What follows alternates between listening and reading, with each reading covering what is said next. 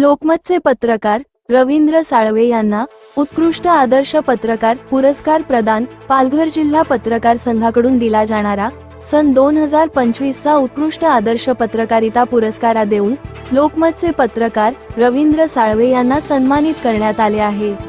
रवींद्र साळवे हे आपल्या पत्रकारितेच्या माध्यमातून गेल्या अनेक वर्षांपासून जव्हार मोखाड्यातील कुपोषण, बालमृत्यू, मातामृत्यू, आदिवासींचे स्थलांतर, कातकरी बांधवांचे प्रश्न, आश्रमशाळांमधील विदारक वास्तव, गावपांड्यांना भेडसावणाऱ्या समस्या, पाणी टंचाई, आरोग्याचे प्रश्न, सरकारचे धोरण आदी प्रश्नांवर सातत्याने निर्भीडपणे लिखाण करून शासनाच्या डोळ्यात झणझणीत अंजन घालण्याचे काम ते करत आहेत।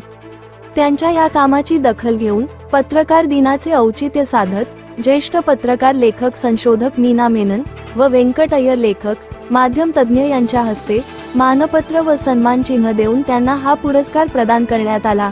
हा सोहळा सोनोपंत दांडेकर कॉलेज पालघर येथे पार पडला।